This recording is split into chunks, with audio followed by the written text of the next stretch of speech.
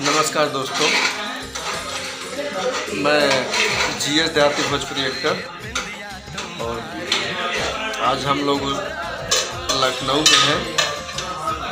हम लोग आए थे शूट करने के लिए और यहाँ पे हम लोग रूम लिए हैं।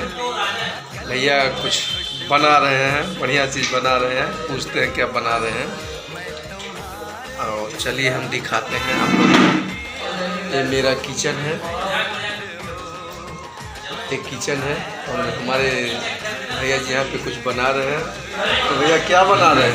नमस्कार दोस्तों। और दोस्तों आज आप लोगों का दावत है, ये बकरा बना रहे थे और GS भाई भी आए हुए हैं साथ में।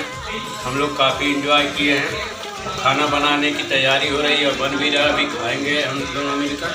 और बताइए आप लोग अच्छे हैं? तो आप लोग देख सकते हैं यहाँ पे भैया जी मुर्गा बना रहे हैं और ये किचन है और हम लोग को रहने के लिए व्यवस्था इधर है। चलिए दिखाते हैं।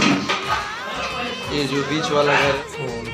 नमस्कार दोस्तों, हम आज अंदर का सीन दिखाने जा रहे हैं लखनऊ में, जहाँ हम लोग गए हैं। और यही हम लोग का बिस्तर है, देखिए। कमेंट में ज़रूर लिख के बताइएगा कैसा है। तो बहुत अच्छा लग रहा है।